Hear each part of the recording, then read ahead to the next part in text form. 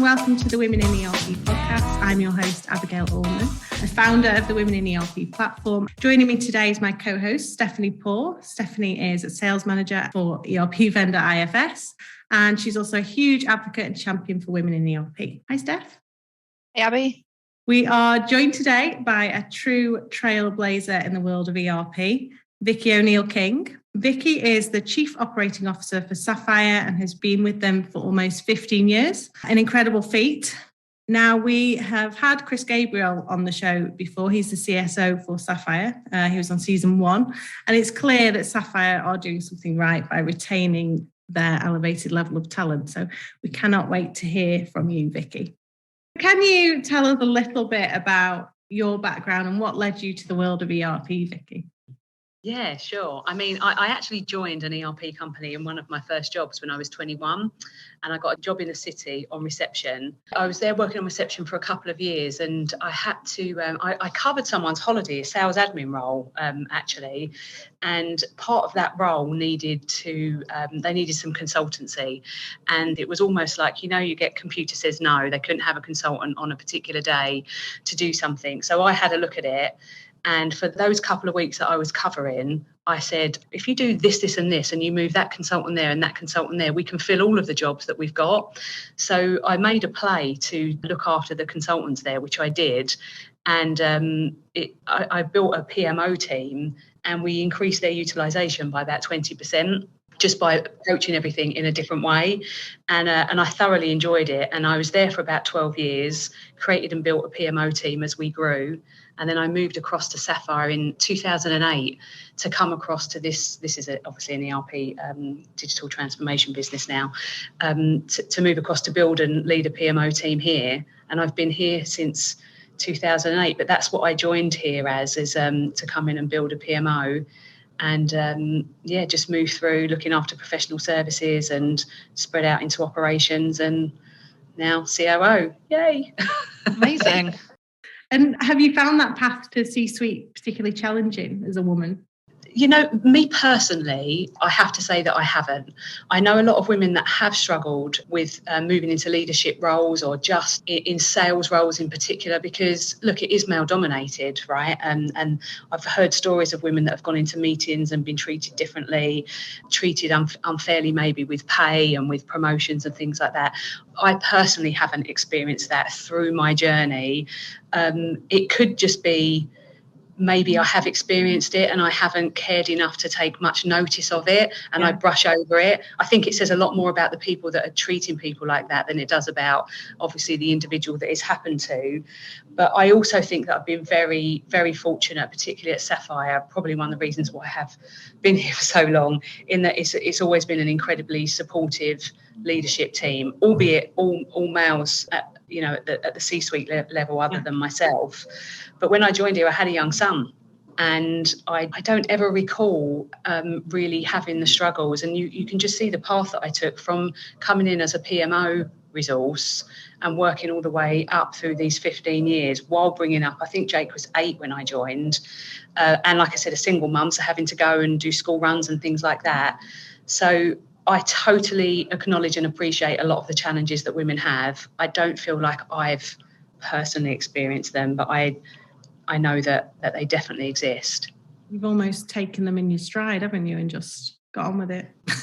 Well, there's probably a little bit of that, right? And that probably does come a little bit down to personality. I'm pretty competitive, quite confident naturally, and do just take the bull by the horns, I guess. So I think that what we see with a lot of the women's, we started this female mentoring scheme earlier this year, and there's just not a lack of skill and a lack of talent whatsoever. It's a lack of confidence. Yeah, massively. Completely agree. All the way through my career, every role, bar the COO role, which was a promotion, I created myself. So I saw a gap and said, I think that we could be better there. And I know just the person that can do it, and was brave enough to approach the leadership team and say, I think I should do this. And I think that's what's lacking with a lot of the females. And I don't know if it's just in ERP or just generally, across all industries, that it's a lack of confidence. Why do you think you don't have that? Do you think it's the way you're raised, or it's just innate within you that you are brave? Do you mean me, or do you mean just generally with women, why they might have it? I mean, you. What do you think's made you sort of resistant to that imposter sort of syndrome-y stuff? Well, I wouldn't say that I'm completely resistant to it. I do question myself sometimes. Yeah. Sometimes I look and see what I've achieved and I think, oh my God, how have I even got there? My dad says to me, Vicky, you've blagged it. Like, how? How have you done it? I mean, if you'd have known me when I was 14, 15, I was, if I say I was a rascal, that would be an understatement. I left school. I didn't do my GCSEs. I didn't do any higher education. I'm one of three girls. We're all very, very close in age. My dad was actually the Great Britain Olympic rowing coach all the way through our childhood. And I think that he has made us very competitive. My husband says to me, I've never met such a competitive family. We compete against each other. And I think that it's just so natural to us that we don't realise we're doing it. And when I met and married my husband, he's always said to me, it's not competition. And I think it is. Out of interest, what number are you in the pecking order? Oh, I'm the middle one. I'm the middle one. Yeah, I don't know if that's a good or a bad. I only asked that because I'm one of four girls, and I do think there is something in that in terms of just naturally, like you say, you're competitive. I think it's the environment you grow up in. We like it now, Steph, and it's not just, I mean, my younger sister is very, very high up in a data mining company, but she was very high up in Oracle. And my older sister, we're all in ERP. There was a time, actually, that all three of us worked at Sapphire for a period of years. And my older sister is very successful in ERP at NetSuite as well. But we compete against each other kind of more subtly, I guess, in a career way. But I mean, weight, dressing, all kind of things like that. There'll be things if we're having a family thing where I thought, oh, right, I've got a juice for a week because I have to be slimmer than my sisters when I go there. So there's still this whole competitiveness there. Yeah, no, I relate to that as well. Going back to the career side of it, though, do you think just being in the environment, like you've spoken about Sapphire, do you think that it's just being in more of a progressive company? Like you say, you're surrounded by a lot of men. Do you think it's just that you've had the right support system as well to kind of lift you up? I don't think that you can deny that, because there's definitely other businesses that are not as supportive. Yeah. And the leadership team has always been about the output, always open to ideas. I mean, when we put the Menopause scheme to our CEO, he didn't bat an eyelid with it, even though we'd only done a female mentorship scheme like 6 months before. And at the back of my mind, I was thinking, God, people are going to think you've got a female COO and now it's just this, feminism all the way and it's all about women and what about the men? And you have to find that balance, right? Because all of this should not be at the detriment to men at all. But I do think that 100% I've just been very lucky. And when I've gone to anyone and said, I've got this idea, or just about the output and the flexibility of the hours that you need as a young mum, and then what we're trying to do with the kind of the other women around, the support they need from the menopause point of view. If you can prove that it's about the output, then there's no argument for it to be any other way. But having a leadership, if you've got a male leadership team, having them be open-minded, that's crucial, right? Because if not, you've got this hurdle that you've got to try and get over immediately. And I haven't had that, so I've been very lucky there for sure. And you have been the driving force behind a lot of these initiatives. Now, where do you think your passion for that has come from? Is it just from being a woman yourself? You don't have to change the world, but I think you want to. And what is it that inspires you to do that? Well, if I'm completely honest, there's a little bit of selfishness in there, I guess, as well. Because if we can take some of the females that we've got and give them the support that they need, our business, me personally, our business will be so much more successful. So the ratio of male to women that we have here is almost 40-60 now, because some of the things that we brought in earlier in the year, making sure that women are represented in the interview stage. It doesn't mean that we will give a female a job if they're not the right person. It just means they get an opportunity in the interview stage. Yeah, level out. If you can give them the right support, like the mentoring for the younger generation that are coming through, give them that confidence, help them understand about imposter syndrome, managing up, all of those things, and then also support the women that are starting to go through the menopause and that they need things, and then there's the neurodiversity and all of those things. It will make the business more successful, myself in turn. So that's what I mean about a sense of selfishness in it. And that's where I think our leadership team, the male ones, are very open-minded about having all of these things. And I think that it's only been probably more in recent years. I met someone, a lady called Yvonne, who runs the channel community, and she spoke to me about the female mentoring, and I hadn't really been an advocate for it before. And I'd been asked to do a lot of speeches around women in tech and women this and women that, and I always thought, if you want me to come and speak to you about how I got to my position, and I'll speak to men and women, then I'll be happy to. But I didn't really want to just be like constantly pushing women. And Yvonne spun it in a different light for me, because she has made me realise that there is a lot of people who haven't been as fortunate as me. And if I can help those younger women that are coming through, she actually said to me, "You've got a duty, Vicki, to do it." And I'd never really looked at it like that before. But she's quite blunt, which is brilliant. So yeah, that's what we've done. I think that the mentoring scheme that we do, you get so much out of it as well. Yeah. It's a two-way street. Absolutely. It really is. So, it's a little bit like, I think we'll come on to ESG, won't we? But it's like you feel like you're adding something else. You're more than just a number. You're more than just coming in and, doing the sales and hitting all of the numbers. You feel like you're adding value. Yeah, agreed.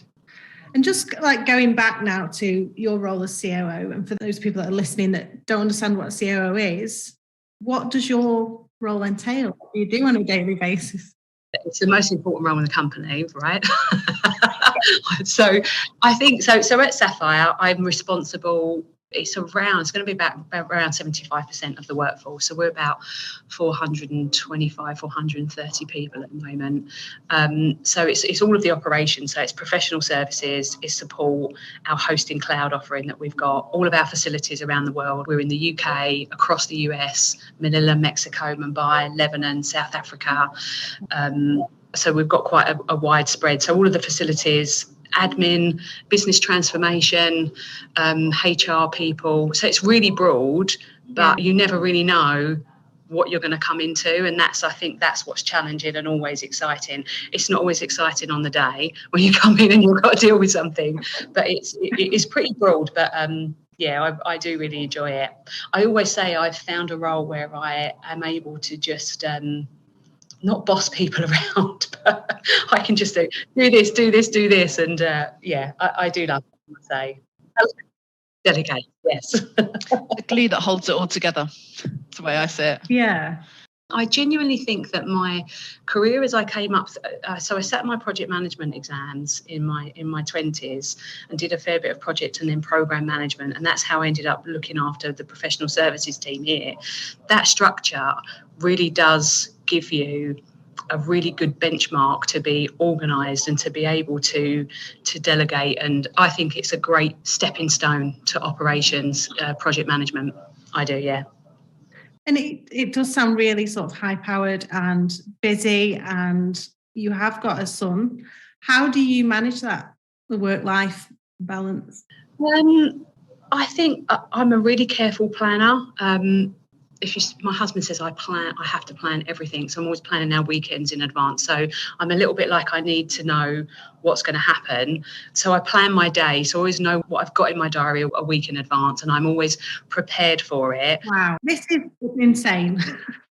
I know. I'm quite similar though. I like structure and kind of like knowing what's coming. I dream of like you. Oh.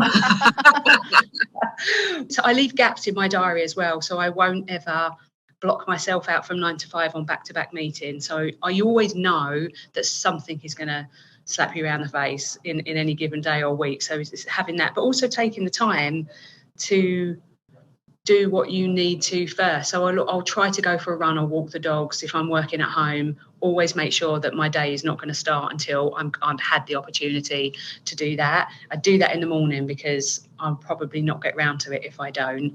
So looking after yourself. But I'm a bit of a planner. So do you build into that me time and downtime and all of that? I do, but I have to do it first thing in the morning, Abby, because if I say, let me build that in between 3 and 5, something will have come up that won't allow me to do it. So I'll block stuff out. And I've got things, I do block out time in my diary, which is just blocked out. I'm a little bit of an over communicator and oversharer, so I will block out dog walk or going for a run, or I've got tennis, or I've got things like that. Someone messaged me the other week, it was from our Argentinian office, and they said, I just want to let you know, Vicki, that I can see that you're playing tennis on Wednesday. I can see that you're going there. And I said, I don't mind. It doesn't really matter to me. I think I don't block it out as private.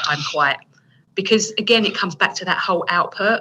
If I'm delivering what I need to deliver, what difference does it make if I choose to do it starting at 10 o'clock and finishing later, if that suits my lifestyle? So true. It's all about the boundaries, isn't it? In terms of... But it comes back to having that confidence, doesn't it? Of going, well, I know that I'm going to deliver this and I can deliver it in what suits me. And I think that all kind of ties back to the confidence and the imposter syndrome and the mentoring that people need to be able to say, I've got this, I can do it, but I'm going to do it this way. Not just the typical way. 9 to 5 is so last year. It is. I can't remember when it was last 9 to 5, to be honest. I don't think I've ever done 9 to 5. Exactly. I know.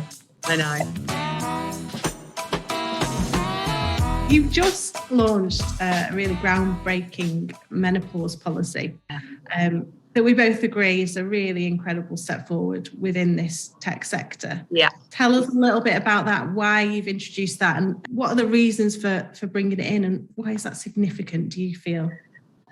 I think, look, it's always a taboo subject, isn't it? And I think it's becoming more and more out there, right? And more people are starting to talk about it. It isn't just about helping the women understand and having the support for the women. We had to launch a policy and involve all of our male colleagues in it as well. Because if the vast majority of the males, it's not actually the vast majority of the males that are managers, but if a number of the males are managers and you just have a policy or something that only the women know about, that's going to fail at the first hurdle if the guys are not involved in it. So again, goes back to the fact that we were very lucky and they're supportive. But it was actually our head of ESG, Janice, that brought the initial idea to me. And it started around a year ago. And I thought we should just keep it a little bit quiet. Let's just do it for the women and let's have them all in a room and say, look, we're going to do this. And she was very vocal with me saying, no, we must do it and we must include anyone. And we went back and forth on that for a few months. And then if I'm really honest, it's a timing thing. I'm of a certain age. I'm going to be 49 in the new year. And there's things that I'm experiencing now, like forgetting things, can't quite get my words out. It's to the extreme where I went on one of my morning dog walks and forgot to take my dog with me. So I know it's bad, right? But you hear these stories about brain fog, forgetfulness, and all of these things, and you think, I don't even really know what that means. How bad can it be? And it starts happening to you, and you think, God, this is really going to be a problem if I'm in a boardroom and I'm trying to express myself and I can't remember what your name is or what I'm trying to say. So I think, if I'm really honest, it was really when it started to become a bit of a problem for me that I realised how serious it was and how much we then needed to support all of the other women, because they're typically, maybe not so much for me, so Jake's nearly 25 now, but there's a lot of women where their kids are now just getting to an age where they're late teens. We've got a couple of ladies here that said, I'm ready now to go into the second phase of my career. But they're doing that at a time when they've got all of this stuff going on with the menopause that's totally out of their control. And I think it's about recognising it, understanding what you can put in place, really simple things like temperatures in a room. If you need to work from home certain days of the month, we have a very flexible policy anyway, but having a couple of menopause champions that you can go and speak to. So we're really proud of the policy. And you've got the mentoring, which it's not predominantly for the younger generation, but they probably get a bit more value out of it. And then it's just this real support for women of my age, let's say that.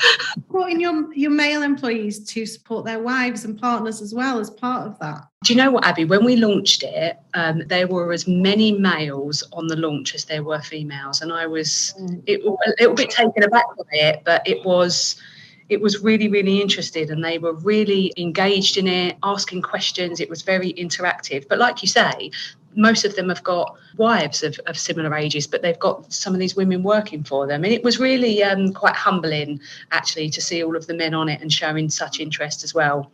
So, yeah, it's one of those feel-good factors that you get, when you've done something and you think, oh, that that was a good idea. Yeah, agreed. Sounds great. Really good. And another one you've introduced as well, your neurodiversity network. Yeah. Now that's an interesting one, because how do you manage such a diverse team of employees and then support them through their career progression when they are so multifaceted? So how does your neurodiversity network work? I think it's really what we want to do is pay special attention to the personal needs of all the employees. And if you can appreciate and understand that some operate and function better in a certain environment, it's about getting the most out of them. And we've got certain things that will accommodate them, like mental health programs and physical environments.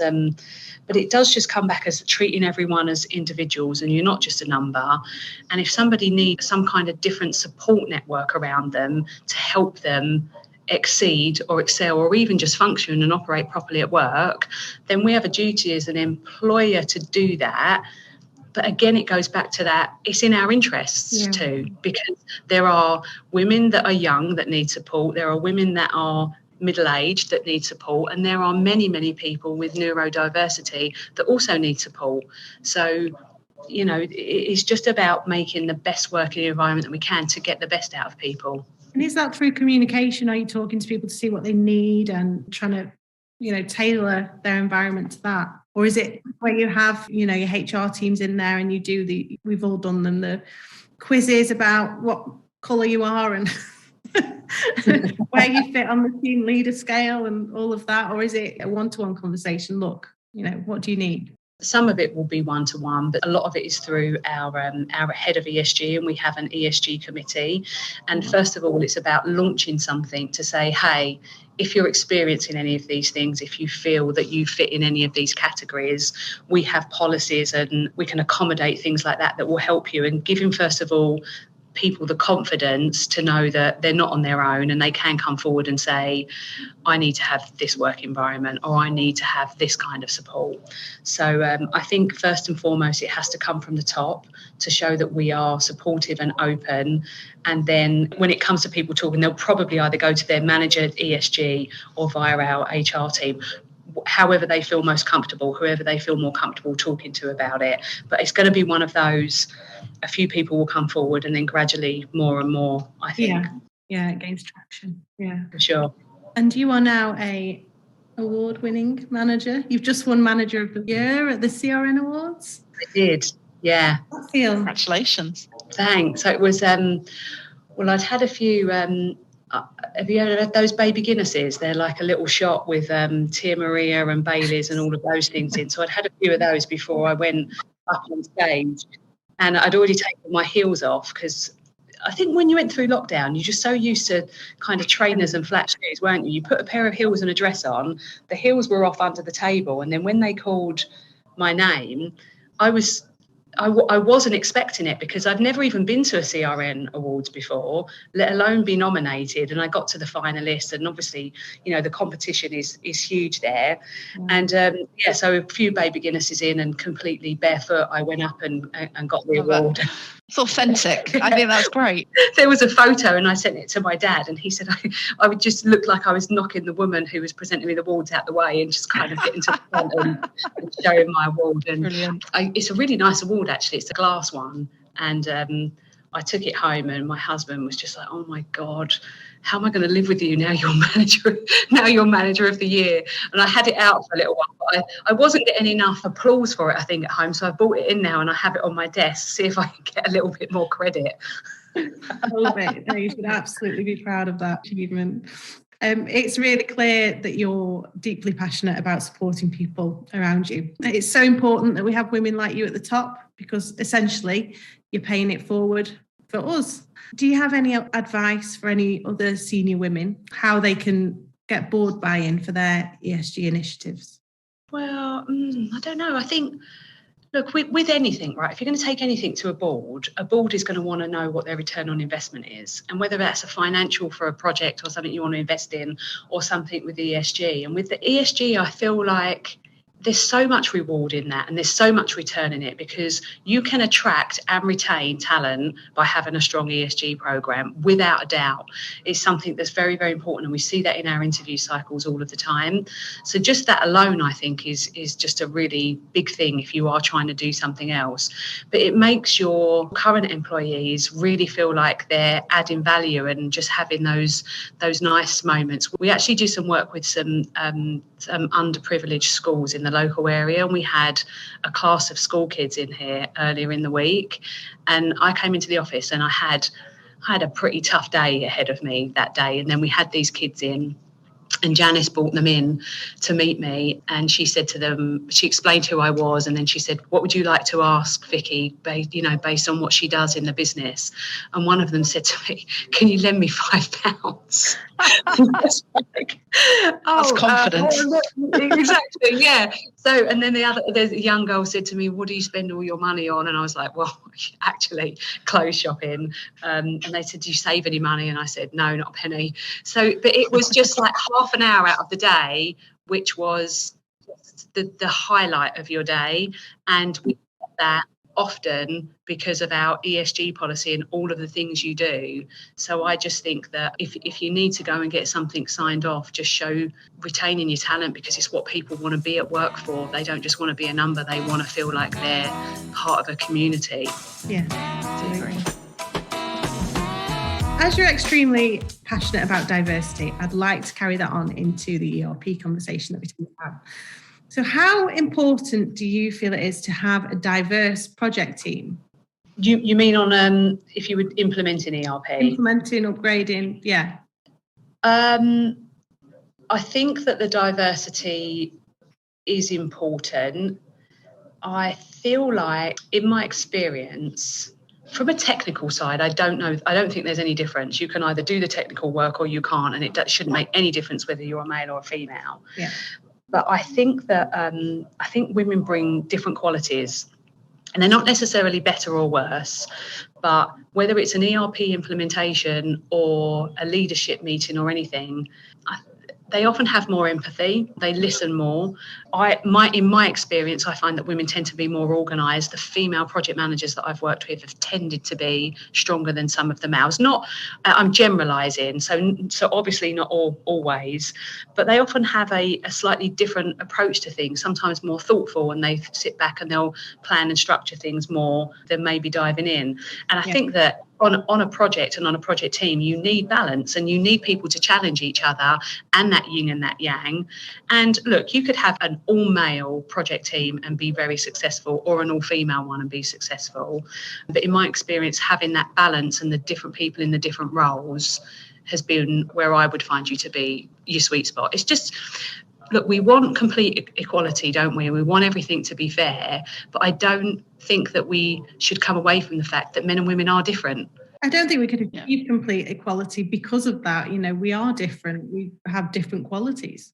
Yes, completely agree. So yes, I think diversity would bring the best out in a project situation. How do you think then, and this is for all of us, I guess, to discuss, but how do you think we can support our customers to build a more diverse project team? So is that a case of suggesting who they work with, or have you got any ideas around that?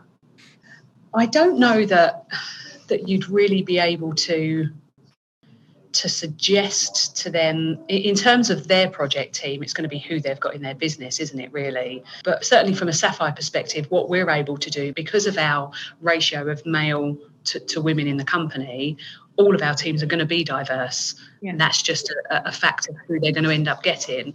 You're never really going to be in a position where you've got a project and you say, I think a woman would be better on that one. I don't think that I would feel comfortable saying that in any situation, because it's so individual, and there could be I don't think that there's a situation where there is always going to be a role where you would very confidently say a woman will always be better at that, because it's just on an individual basis. So I think the way to make sure that you get the diverse teams on a project would be for our industry to have the diversity across their professional services teams and support teams, and therefore you'll just get that naturally. Yeah. It tends to be in our industry very much that the women just aren't there, which is why there's that imbalance. It's not because they're not capable or anything. It's just they're just not available. Exactly. And that's I guess a bigger problem. Yeah. Maybe as sort of leaders in this field, we need to be supporting those young girls and women to come into this field. How do we do that? I mean, you obviously have young children come into the office and you mentor and all of that, which is brilliant. Could we do anything within the educational system to support that? I don't know. Chris and I have spoken about this, and obviously we've not got control over it, but encouraging more young girls to take those topics at school, and study the different things, and then going for those jobs and understanding that there is a real career through ERP and IT in the tech industry, because there is. So that's what they can do. But what we can do as employers is make sure that the support networks are there for them. So enhanced maternity policies for them, menopause policies, neurodiversity, all of the things that we're trying to do, so that if you can get them in, then you can make sure that you can support them in the way that they need. Yeah, absolutely. And through your wealth of experience in ERP, can you share any tips for ensuring ERP project success? So be that a new implementation, an upgrade, a development piece. What are your key sort of takeaways? Well, you'll love this, Abi. Planning. For me, whenever I am approaching a project, I start at the end. So I want to understand whether it's a go live date coupled with what the real objective is. If you want an ERP project to be successful, what is the end goal for the client? And it's never really just a date. It's going to be that they want to be able to do certain things in a system, or they want to automate something. You have to understand that coupled with a timeline and work back from it. I find if you work towards it, it doesn't work as well. So I always start at the end and work back and say, well, to get there, we need to have this, and this, and then and do it that way round. And communication. If you haven't figured it out already, I think I said it, I'm a massive over communicator. I tell everybody far too much stuff at work, whether it's work related or personal related. I'm constantly telling my stories about getting Botox and things, and people find it quite amusing. I just don't. I think on a project, communication is. I know it's. Everyone's going to say it. It's so key, but good or bad, people never want to give the bad news. Yeah. But the sooner you give it, the quicker you can jump onto it, and the more chance you've got at being successful. Your job as a project manager or program manager or whatever your role is to make sure that project is successful, hits the objective, is on time. An ERP project is never going to go smoothly, right? You're always going to have bumps in the road. Know that when you set out, know that the client knows that. But if you have a forum and a structure in place that allows you to discuss those openly without worrying about what a reaction will be, and some of this again comes back to confidence, you're all trying to shoot for the same thing. So proper planning, communication. Yeah, and that communication is key for user adoption as well, isn't it? Involving people at the beginning, and Absolutely. Then you've got involvement throughout. Change management, yeah. And a lot of people, when you're putting ERP in, the users from the client side are worried about their jobs, because there's a lot of efficiencies that will come. Yeah. If you really want the project to be successful, it's about engaging all of the users in the journey at the beginning, so that they're not worried for their roles, they understand what you're trying to do, and then they'll really be bought into it, because things fall apart in UAT, don't they? And you are then reliant on those users to really do that testing properly. Otherwise, testing. Absolutely, and it's the worst. Yeah, because you want to get them to do their current day jobs while doing everything in that system. It's all over to them, and you won't do that without them really wanting this new system and needing it. And they're not going to want to need it unless they really understand why it's happening in the first place, and that they don't need to be worried for their roles. Absolutely. Well, thank you so much for joining us today, Vicki. It's been great. Fabulous. Oh, thank you. Thank you both.